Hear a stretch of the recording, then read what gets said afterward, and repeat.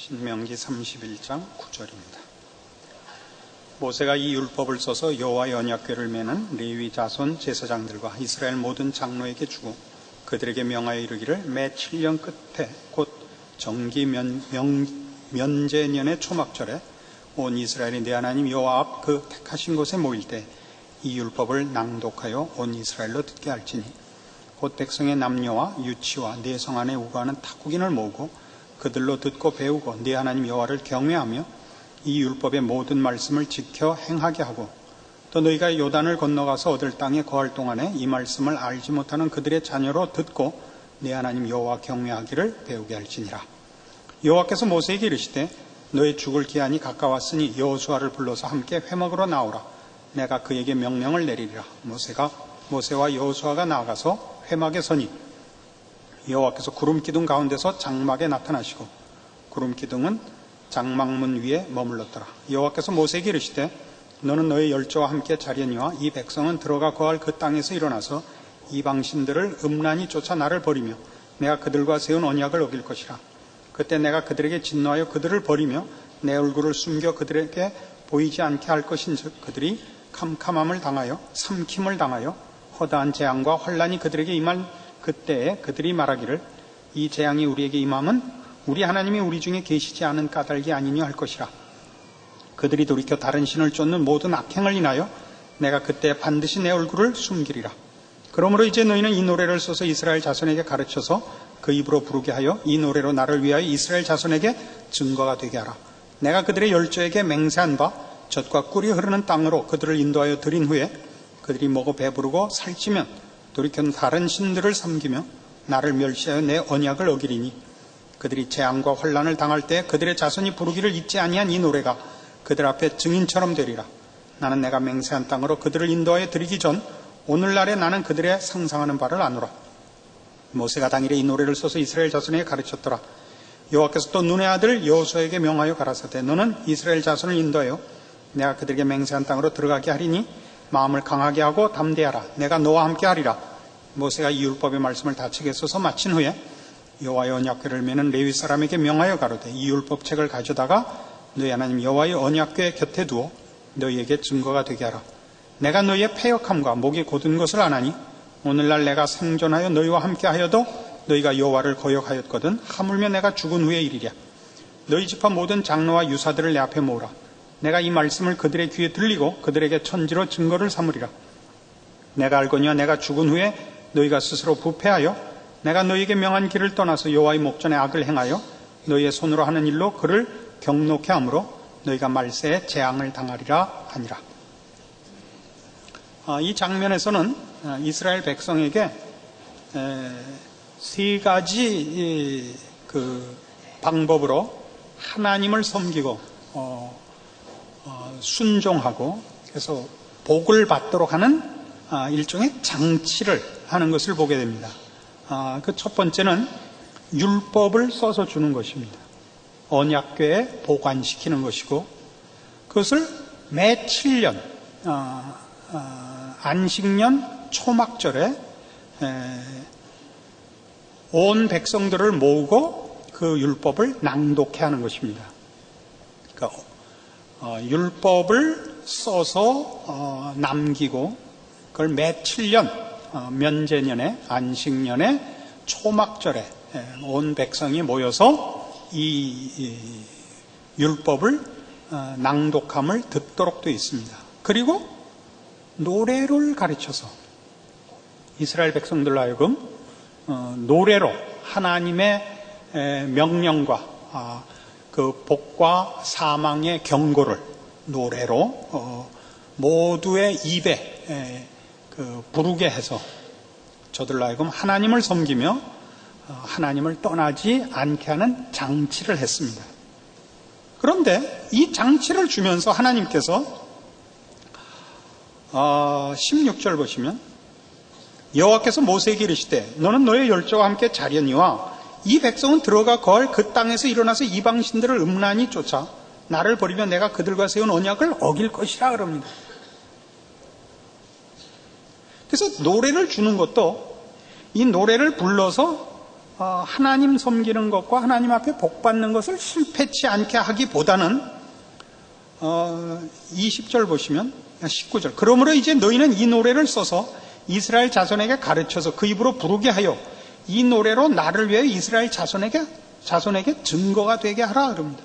내가 그들의 열조에게 맹세한 바 젖과 꿀이 흐르는 땅으로 그들을 인도하여 드린 후에 그들이 먹어 배부르고 살찌면 돌이켜 다른 신들을 섬기며 나를 멸시하여 내 언약을 어기리니 그들이 재앙과 환난을 당할 때 그들의 자손이 부르기를 잊지 아니한 이 노래가 그들 앞에 증인처럼 되리라. 나는 내가 맹세한 땅으로 그들을 인도하여 드리기 전 오늘날에 나는 그들의 상상하는 바를 하노라 그래요. 그러니까 이 장치를 함으로써 이스라엘 백성으로 하여금 하나님을 섬기고 하나님 앞에 복받는 일을 성공케 하기보다 실패할 것이 뻔하기 때문에 이 실패가 하나님 탓이 아니요 너희의 완악함 탓이라 하는 것을 증거하기 위하여 있는 것이라 이렇게 말하고 있는 것을 보게 됩니다. 모세도 반복해서 이 얘기를 해요. 24절부터 보시죠. 모세가 이 율법의 말씀을 다 책에 써서 마친 후에 여호와의 언약궤를 메는 레위 사람에게 명하여 가로되 이 율법책을 가져다가 너희 하나님 여호와의 언약궤 곁에 두어 너희에게 증거가 되게 하라. 내가 너희의 패역함과 목이 곧은 것을 아나니 오늘날 내가 생존하여 너희와 함께하여도 너희가 여호와를 거역하였거든 하물며 내가 죽은 후에 이르랴. 너희 지파 모든 장로와 유사들을 내 앞에 모으라. 내가 이 말씀을 그들의 귀에 들리고 그들에게 천지로 증거를 삼으리라. 내가 알거니와 내가 죽은 후에 너희가 스스로 부패하여 내가 너희에게 명한 길을 떠나서 여호와의 목전에 악을 행하여 너희의 손으로 하는 일로 그를 경록케 하므로 너희가 말세에 재앙을 당하리라. 모세도 이렇게 말하자면 예언 아닌 예언을 합니다. 물론 이 예언은 그렇게 될 것이라는 것 앞날을 내다본 그런 예언이 아닙니다. 그렇게 되라는 예언이 아닙니다. 이것과 똑같죠. 누가 난폭 운전을 하고 음주 운전을 할 때 옆에서 뭐라 그래요? 너 그럼 사고 난다. 너 사고 나고야 만다. 그건 뻔하죠. 언제 나느냐의 시간 문제지 사고 날 건 뻔하죠. 난폭 운전하고 음주 운전하면 사고는 나게 돼 있는 겁니다. 지금은 그런 입장에서 하나님께서 또 모세가 거듭하여 동일한 경고를 하고 있는 겁니다. 너희는 하나님을 배반한다. 너희는 하나님을 배반한다. 그러면 이런 장치들이 도대체 무슨 의미가 있으며 율법의 가치가 뭐가 있느냐 이런 생각이 드실 겁니다. 신약 성경으로 오셔서 갈라디아서 3장 율법의 가치가 뭔가 이스라엘 역사가 성경에 기록된 이유가 뭔가 거기서 얻는 교훈이 뭔가 우리가 분명히 해야 될 장면인 것입니다. 갈라디아서 3장 10절 여기 내용을 제가 천천히 읽어 내려갈 테니까 율법의 가치가 뭔가 보십시오. 무릇 율법 행위에 속한 자들은 저주 아래 있나니 기록된 바 누구든지 율법책에 기록된 대로 온갖 일을 항상 행하지 아니하는 자는 저주 아래 있는 자라 하였습니다. 또 하나님 앞에서 아무나 율법으로 말미암아 의롭게 되지 못할 것이 분명하니 이는 의인이 믿음으로 살리라 하였음이니라.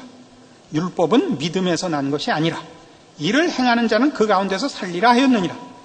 그리스도께서 우리를 위해 저주를 받은 바 되사 율법의 저주에서 우리를 속량하셨으니 기록된 바 나무에 달린 자마다 저주 아래 있는 자라 하였습니다. 이는 그리스도 예수 안에서 아브라함의 복이 이방인에게 미치게 하고 또 우리로 하여금 믿음으로 말미암아 성령의 약속을 받게 하려 함이니라. 형제들아 사람의 예대로 말하노니 사람의 언약이라도 정한 후에는 아무나 폐하거나 더하거나 하지 못하느니라. 이 약속들은 아브라함과 그 자손에게 말씀하신 것인데 여럿을 가리켜 그 자손들이라 하지 아니하시고 오직 하나를 가리켜 네 자손이라 하셨으니 곧 그리스도라. 내가 이것을 말하노니 하나님의 미리 정하신 언약을 430년 후에 생긴 율법이 없이 하지 못하여 그 약속을 헛되게 하지 못하리라. 만일 그 유업이 율법에서 난 것이면 약속에서 난 것이 아니리라. 그러나 하나님이 약속으로 말미암아 아브라함에게 은혜로 주신 것이라. 그런즉 율법은 무엇이냐? 범법함을 인하여 더한 것이라. 천사들로 말미암아 중보의 손을 빌어 베푸신 것인데 약속하신 자손이 오시기까지 있을 것이라. 자, 좀 설명을 필요로 하죠. 원래 구원은 구약에서는 율법을 줘서 율법을 지키면 구원 얻게 하려다가 이스라엘 백성이 실패하는 바람에 이제 믿음으로 말미암는 십자가, 예수 그리스도가 오신 것이 아니다 이겁니다. 처음부터 구원은 무엇으로 약속되어 있냐면 믿음으로 약속되어 있었다 이거죠. 그건 뭘로 알 수 있느냐? 율법을 주기 400여 년 전에 먼저 구원을 얻는 방법이 아브라함을 통하여, 그죠? 믿음으로 의인이 되는 약속을 받았다 이겁니다. 그래서 아브라함을 뭘로 불러요? 믿음의 대표자로 부르죠. 믿음의 조상으로 부르는 것은 아브라함으로 인하여 믿음이 생겨났다는 뜻이 아니라 아브라함을 부르는 그 케이스가 믿음을 적용한 첫 번째 케이스이기 때문에 그를 아브라함을 믿음의 조상이라 그럴 뿐이에요. 어떻게 불렀어요? 본토 친척 아비 집을 떠나 내가 네게 지시할 땅으로 가라. 내가 너로 큰 민족을 이루고 너로 복의 근원이 되게 할지라. 이겁니다. 아브라함은 하나님 앞에 어떻게 의인이 됐어요? 아브라함이 이를 믿음에, 이를 저의 의로 여기셨다죠. 내 몸에서 날 자가, 내 후손이 하늘의 별 같고 바다의 모래 같으리라. 아브라함이 이를 믿으니 하나님이 이를 그의 의로 여기셨다고요. 아브라함이 믿음으로 의인이 됐고 하나님의 자녀로 입적이 되었고, 그리고 아브라함을 그렇게 하나님의 자녀로 삼으신 방법이야말로 하나님의 모든 민족을, 모든 후손을 하늘의 별 같고 바다의 모래같이 많이 부르실 하나님의 자손을, 아브라함을 부르신 바로 그 방법으로 부르시겠다고 확약하신 것이다 이겁니다. 그럼 율법은 왜 준 거냐? 율법이 구원의 방법이 아니고 믿음이 구원의 방법이었다면 율법은 왜 준 거냐? 그 얘기예요. 19절. 그런즉 율법은 무엇이냐? 범법함을 인하여 더한 것이라. 범법함을 인하여 더한 것이라. 사람들이 하나님 앞에 얼마나 멀리 떨어져 있고 하나님의 뜻과 자기가 반대로 가고 있는지를 기준을 설정하지 않으면 모르더라고요. 우리 그 교통법규 중에 중앙선이 그어져 있지 않는 곳에서는 중앙선 침범이라는 것이 없습니다. 그렇죠? 교통법규가 요구하는 기준들이 그 도로에 표시가 되어 있지 않으면 그 법규가 힘을 못 써요. 범법자가 되질 않아요.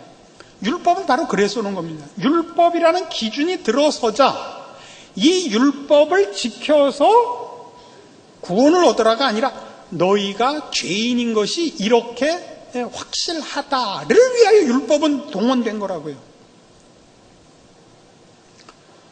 홍수가 났는데 키가 커서 물에 안 빠진다는 거예요. 그래서 어떻게 하는 수밖에 없어요. 키를 재주고 네 키는 1m 70이다. 비가 17m 올 것이다. 17m는 여기다. 이거보다 커야 산다. 그게 율법입니다. 하나님을 사랑하라. 네 이웃을 내 몸같이 사랑하라. 이 율법이에요. 이스라엘 백성에게 끊임없이 좀 신명기를 통해서 하는 게 뭐예요? 하나님이 어떻게 사랑할 만한 분인가? 어떻게 항복할 만한 분인가? 하나님이 어떻게 너희를 종되었던 집에서 그의 능력으로 구출하였는가? 어떻게 홍해를 가르고 육지를 건너듯이 건넜는가? 어떻게 너희가 40년 광야 생활에 구름기둥 불기둥으로 인도하시고 만나와 메추라기로 먹이시며 반석에서 생수를 내어 먹이셨는가? 내 의복이 헤어지지 아니하고 내 발이 부르지 아니하였느니라. 그리고 이렇게 하면 내가 이렇게 복을 주고 이렇게 안 하면 내가 이런 벌을 주겠다라고 거듭 강조하고 그들의 역사와 인생을 통하여 목도하고 가르침을 받고 잊지 않도록 절기를 세우고 노래로 가르쳐놨어요. 그런데도 결국은 율법이 저들을 고치는 것이 아니라는 것이 확인되는 것, 그런 경고와 하나님의 의로우심과 신실하심과 복되심과 그가 하신 경고의 중함을 확인하고도 사람은 죄를 짓더라고요. 하나님으로부터 도망가더라고요. 그래서 어떻게 됐어요? 20절부터 보죠. 중보는 한편만 위한 자가 아니니 오직 하나님은 하나이시니라. 그러면 율법이 하나님의 약속들을 거스리느냐? 결코 그럴 수 없느니라. 만일 능히 살게 하는 율법을 주셨다면 의가 반드시 율법으로 말미암았으리라. 그러나 성경이 모든 것을 죄 아래 가두었습니다. 죄 아래 가두었다는 이 얘기를 표현을 잘 보세요. 율법으로 말미암아 우리가 죄인인 것을 깨닫게 하고 할 말 없게 했단 말이에요. 이는 예수 그리스도를 믿음으로 말미암은 약속을 믿는 자들에게 주려 함이니라. 율법을 주어서 낙제케 한 다음에 예수를 보내서 생색을 내는, 병 주고 약 줬다가 아니에요. 율법을 주어서 우리가 스스로를 구원할 방법이 없습니다. 하나님의 신실하심과 은혜와 자비와 긍휼에 대해 우리가 올바른 반응을 할 수 없음을 확인시키고, 예수로 말미암지 않고는 다른 방법이 없다는 것을 충분히 보이시고 예수님이 오셨다고요. 우리가 자꾸 뭐라 그러니까 이 방법밖에 없단 말이에요. 그러니까 여러분, 신앙생활 하다가 하나님이 치신 뭐라 그래요? 왜 말로 안 하세요? 이거죠. 말로 하세요. 왜 때리세요? 이거죠. 부모가 자식 때리면 뭐라 해요? 자식들이 말로 하래요. 말로 해서 들었는데 때리는 부모 봤어요? 네? 말로 한두 번 해요? 하고 하다가 쌍놈 새끼, 왜 욕을 해요? 왜 욕을 했겠어요? 욕 먹을 때까지 안 들었으니까 욕했지. 왜 패냐고? 욕해도 안 하니까 패지. 다음엔 가죽을 벗겨놓을 거예요. 그게 성경 얘기예요. 23절. 믿음이 오기 전에 우리가 율법 아래 매인 바 되고 계시될 믿음의 때까지 갇혔느니라. 이같이 율법이 우리를 그리스도에게로 인도하는 몽학 선생이 되어 우리로 하여금 믿음으로 말미암아 의롭다함을 얻게 하려 함이니라. 몽학 선생이라는 것은 선생님이 아니에요. 선생님 가르치는 사람이죠. 몽학 선생은 종으로서 상전의 자녀를 학교까지 데려다 주는 사람을 말해요. 몽학 선생이에요.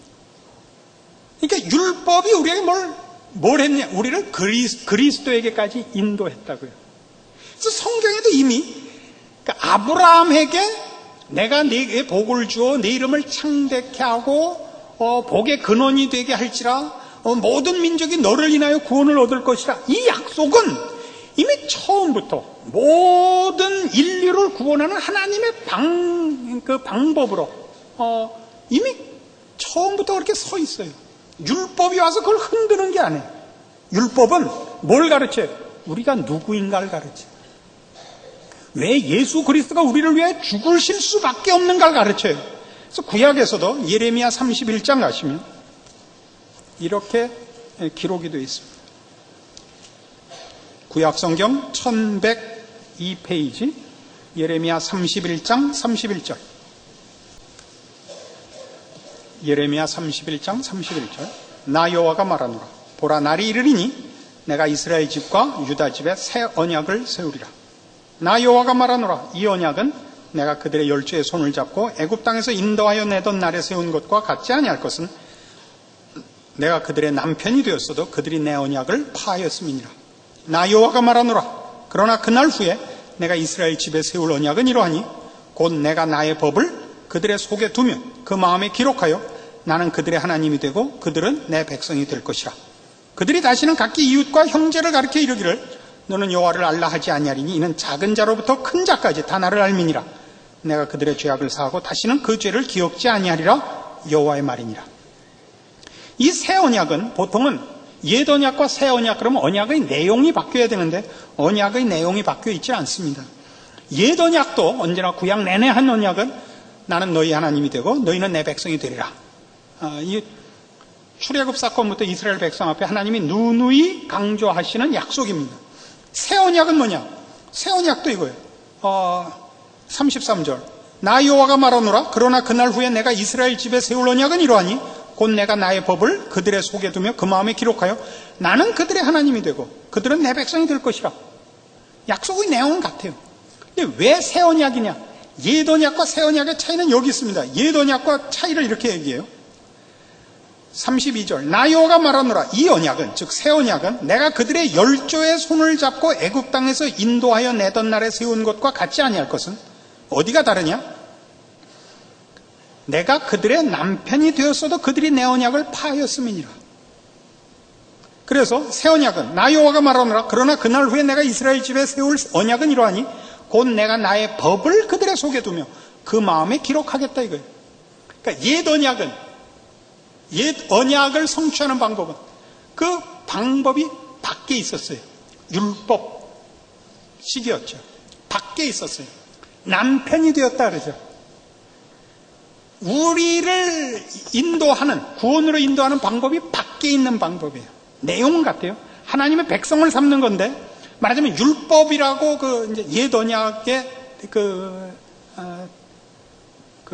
대표, 상징이 율법이라면, 율법이 우리를 밖에서부터 규제를 해요. 신호등이 있고, 차선이 있고 하는 거죠. 그런데 운전자가 미친놈이면 방법이 없는 거 아니에요. 그렇죠? 신호등이 암만 잘 보이든 차선이 알만 분명하든 운전하는 사람이 장님이면 그건 방법이 없는 거예요. 그래서 새 언약에서는 신호등을 분명히 하고 무슨 차선을 형광색으로 칠하고가 아니라 우리 속에 이제 법을 두는 거예요. 우리 속으로부터 하나님 편을 들며 하나님 말을 듣게 하는 거예요. 중생한다는 거죠. 우리의 영혼이 살아나고 하나님과 화목하는 거예요. 하나님의 말씀을 들을 수 있게 되고 성령님이 오셔서 우리를 주장하시는 자 되는 거예요. 이것이 새 언약입니다. 예수 그리스도가 오셔서 하신 구원의 내용입니다. 그래서 이 신명기에서 보는 이 사건은 우리에게 뭘 가르쳐요? 우리가 끊임없이 뭘 요구해야 되냐면 우리의 신앙생활에서 외적 조건이 개선되기를 바라는 것은 우리가 신앙상의 문제를 조건이 좋으면 할 수 있다고 우기고 있는 거예요. 우리의 신앙에 있어서의 실패는 언제나 이겁니다. 신호등이 잘 보였으면 차선이 분명해서 내가 지켰다 이거예요. 그게 아니고 여러분 마음을 가다듬으셔야 돼요. 나는 하나님의 백성이다. 운전자가 술에 안 취해야 된다고. 운전자가 눈을 안 감아야 된다고요. 하나님의 백성으로 사탄을 대적하고 죄를 거부하고 하나님의 사람으로 깨어 있어야 되는 거예요. 끊임없이 모든 성도들이 와서 기도하는 그 기도 속의 원망은 다 뭐예요? 하나님 왜 그때 안 말려줬냐는 거네. 그죠? 나 고스톱 치러 갈 때 왜 안 말려줬냐 이거예요. 그때 그 신호등만 빨간불이었어도 내가 잠깐 생각하고 돌아갔을 텐데 그대로 다 파란 신호등이라서 직선으로 고스톱 하러 갔다는 거예요. 누가 뭐 흔들어 쌍피에 오광에 쓰리곤데 마지막까지 만나서 고 해놓고 보니까 손에 든 게 없더래요. 그래서 혼자 다 바가지 썼대요. 그러니까 왜 그때 너 이게 마지막 장이야 왜 얘기 안 해줬냐 이거예요. 화투는 지가 쳐놓고. 신앙도 고급스러워지려면 별걸 다 알아야 돼요. 그죠? 우리 신앙상의 문제는 언제나 이거예요. 우린 자꾸 율법으로 돌아가요. 율법을 지킬 기준으로 돌아가는 게 아니라 율법식으로 내가 죄를 안 짓게, 내가 하나님의 뜻을 따라 살게, 유혹도 없고 시험도 없고 내가 딴짓하지 않도록 언제나 환경과 조건이 나를 딱 맞춰서 한 길로 인도해 줘야 된다 이거예요. 내가 죄를 짓거나 내가 신앙생활을 잘못한 거 있으면 하나님 책임인다 이거예요. 이스라엘 역사에 기록이 없으면 그 핑계가 조금은 통할 거예요. 조금은. 지금 우리가 신명기 31장에서 보는 게 뭐죠? 뭐 했다고요? 율법을 기록해서 언약궤에 남겨요. 매 7년마다 면제년에 다 온 백성이 모여서 율법을 낭독하는 것을 들어야 돼요. 왜 매 7년인지 아세요? 그게 어떤 의미에서 후손이 태어나는 시대를 말해요. 디즈니 만화사에서, 월트 디즈니 만화사에서 만화 영화를 7년마다 다시 돌린다는 거예요. 다시 그 영화를 볼 어린 시대가 나온다는 거예요. 7년이라는 기간이. 그러니까 매 7년마다 이걸 못 들었을 새로운 후손을 위하여 7년마다예요. 동시에 그렇게 하면서 큰 사람들은 다시 반복해서 확인을 해요. 노래로 외워요. 노래로 외워요. 공부 열심히 하면 훌륭한 사람 되고, 공부 열심히 안 하면 망한다. 하나님을 열심히 섬기면 복받고, 하나님을 외면하면 너 망한다. 노래를 해요. 그러고도 못 지켜요. 우리가 누구인가를 가르치는 거예요. 우리가 누구인가를 가르치는 거예요. 우리의 죄가 그렇게 간단한 것이 아니라는 걸 가르쳐요. 보고 확인하고. 우리가 구약을 읽으면 제일 답답한 게 뭐예요? 이런 많은 거 말고 그 중에 하나만 봤어도 여러분은 하나님을 외면하지 않을 것 같으죠. 홍해를 건너는 건 관두고 홍해 건너는 건 쳐다만 봤어도, 그죠? 10가지 재앙 말고 그 중에 하나만 봤어도 여러분은 절대 하나님을 배반하지 않을 것 같으죠. 만나 말고 믿니? 점 하나 없는 거. 이 정도만도 우리는 그냥 평생을 하나님 앞에 매달려 있을 것 같으죠. 여러분은 인간이 뭔지를 모르는 겁니다. 그리고 신앙을 어떻게 유지해야 되는지 모르는 겁니다. 외부로부터 도움의 손길이 오기를 바라면 여러분은 신앙생활을 승리하지 못합니다. 언제나 여러분이 쌓을 건 여러분 자신입니다. 하나님의 백성으로 거듭난 여러분의 심령과 여러분 안에서 여러분을 지키시는 성령님의 가르치심에 귀 기울이십시오. 깨어 있으십시오. 하나님의 사람으로 노력하고 목숨을 걸고 싸우셔서 죄를 대적하십시오. 사탄의 유혹을 물리치십시오. 하나님의 사람으로 피 흘리기까지 노력하셔야 됩니다. 이것이 오늘 신명기 31장을 통하여 우리가 우리를 돌아봐야 할 귀중한 교훈입니다. 기도하십시다. 하나님 아버지 은혜를 감사합니다. 우리가 이스라엘의 역사를 보고 있고 저들의 실패의 이유와 그 원인과 내용을 밝히 알고 있습니다.